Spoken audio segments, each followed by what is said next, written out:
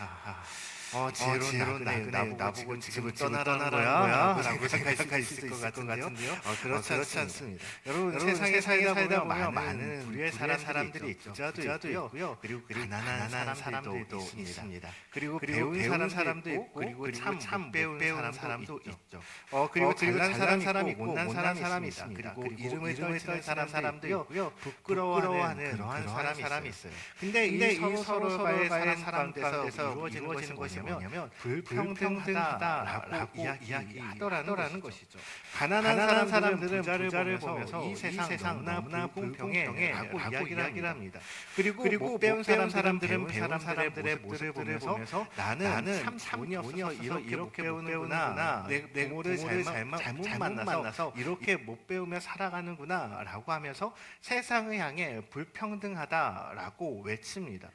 그리고 못난 사람을 잘난 사람들을 보면서 동일하게 불평을 갖더라는 것이죠. 그러나 누구에게나 공평한 것이 있습니다. 그것은 뭐냐면 누구에게나 반드시 단 한 번은 죽는다라는 겁니다. 그것은 어느 누구나 예외가 되지 않는 것이죠. 그러니까 누구나 반드시 한 번은 떠나야 하는 나그네 인생길이 되더라는 것입니다. 그런 면에서 본다면 인생은 참 공평하다라고 이야기할 수 있는 것이죠. 그렇다면 누가 나그네일까요? 그러니까 날이 새면 떠나야 할 사람이 바로 나그네인 것이죠. 그러니까 머물고 싶어도 더 이상 머물 수 없는 인생이 바로 나그네와 같은 인생 아니겠습니까? 이 세상은 떠나야 할 곳을 준비하는 한 곳의 여인숙 아니면 모텔과 다를 바 없어요. 그러니까 나그네는 이 밤이 지나면 떠나는 것이죠.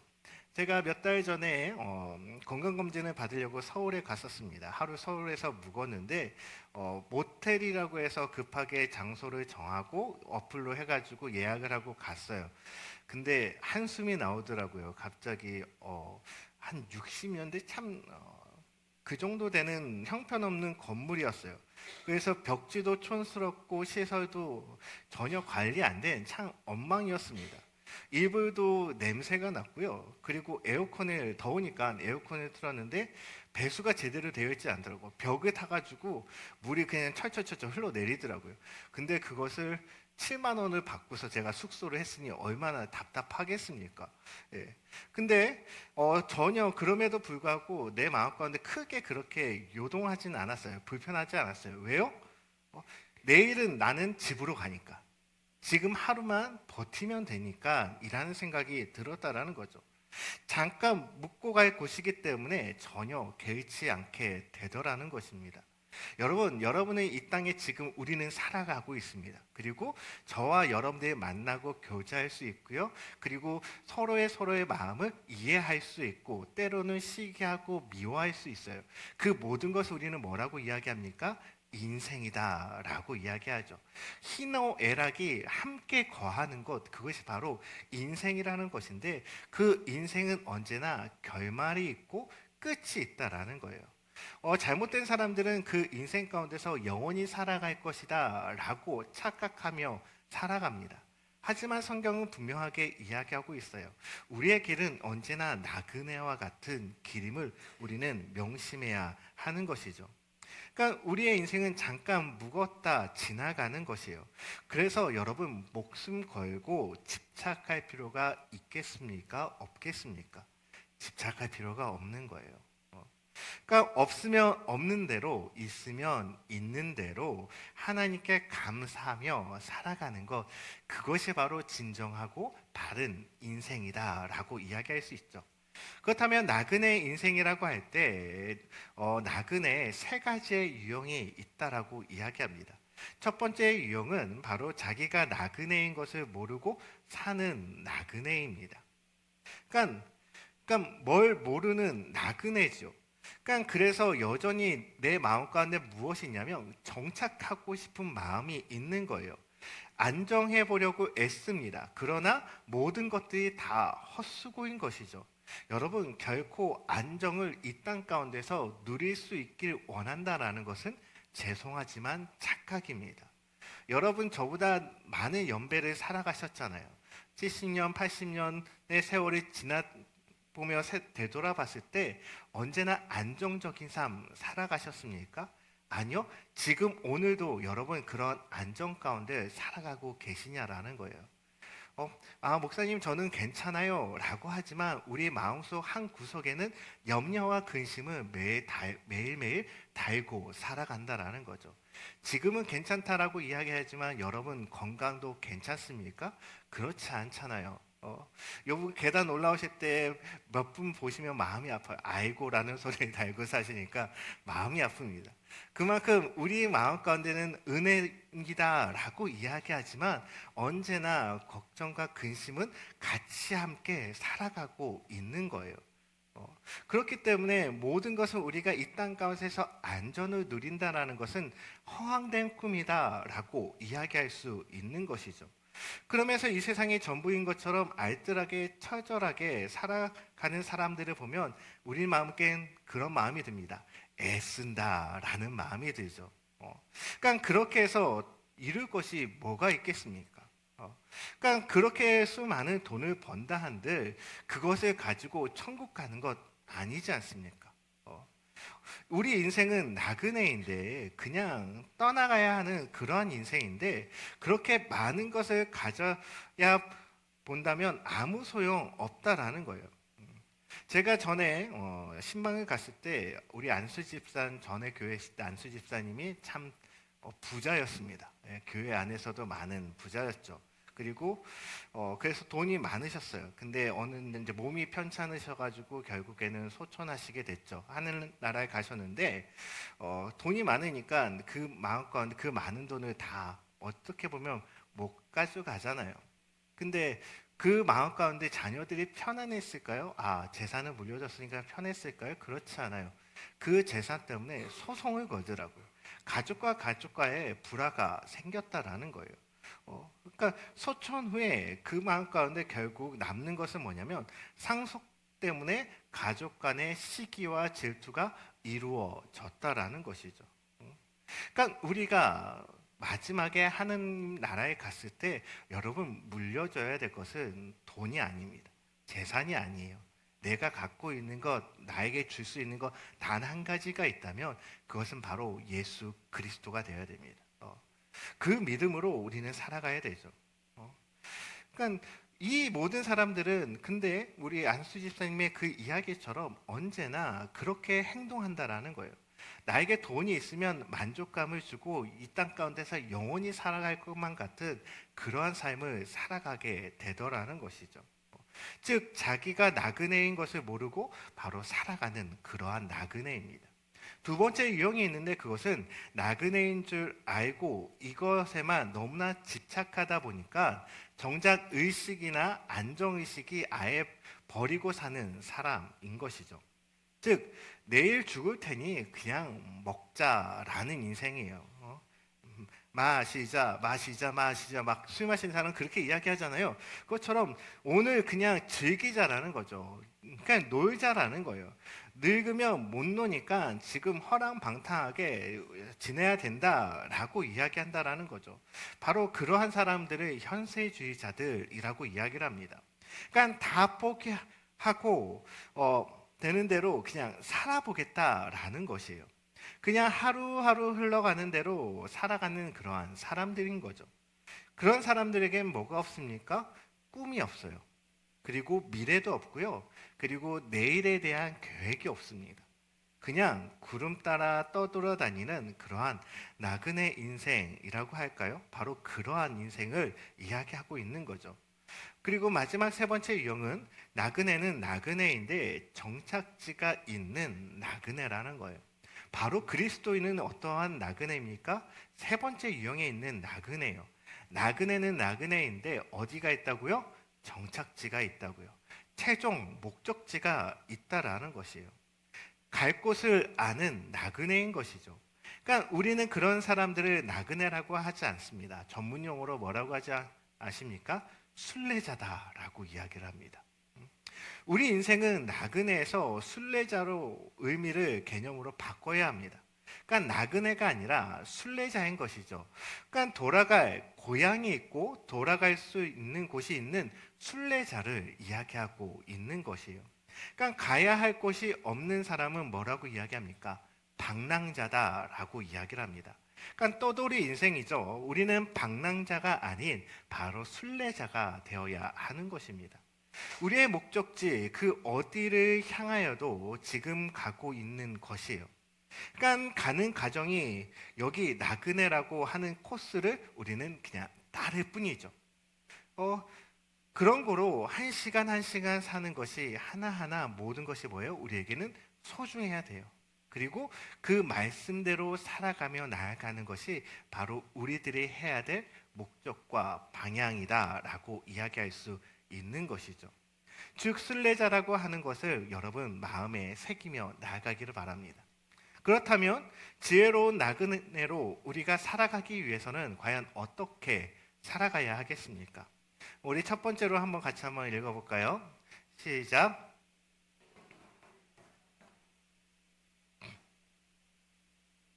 인생의 참된 주인은 하나님이란 사실을 어떻게 해요?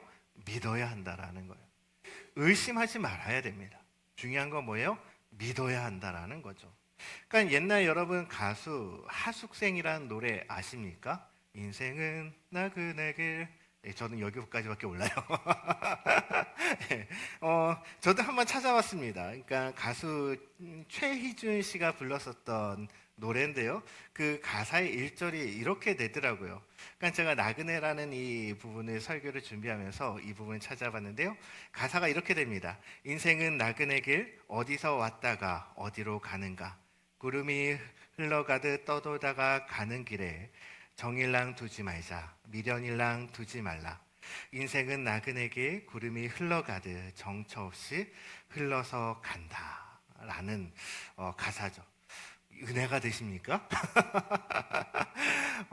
여러분 이 가사의 고백처럼 정말 인생이란 이렇게 정처 없이 구름이 흘러가듯 가는 것일까요? 저는 그렇지 않다라고 생각을 합니다. 여러분 인생이란 분명하게 종착지가 있습니다. 예. 그러니까 마지막 목표가 있다라는 거예요. 우리는 뭐예요? 순례자죠. 그래서 우리는 절대로 방랑자가 아니라는 거예요. 여러분 요한복음 14장 1절부터 3절 말씀 우리 같이 한번 읽어보도록 하겠습니다. 시작.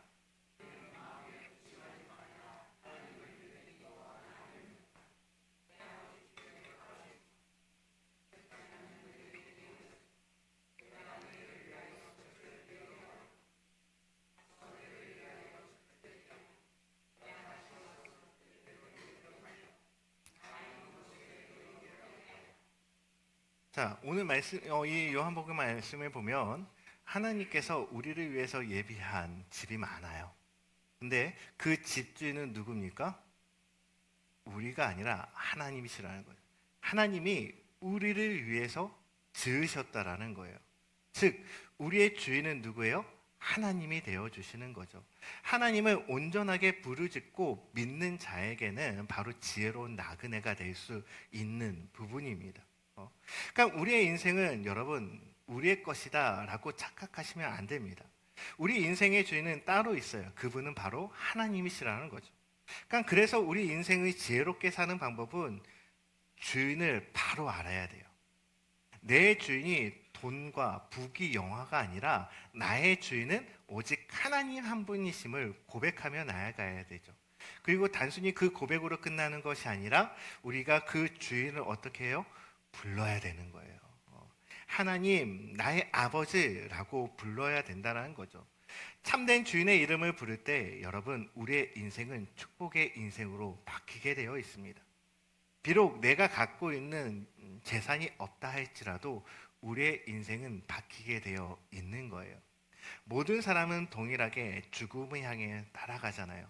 하지만 그 죽음의 결과 뒤에는 분명하게 심판이 있습니다.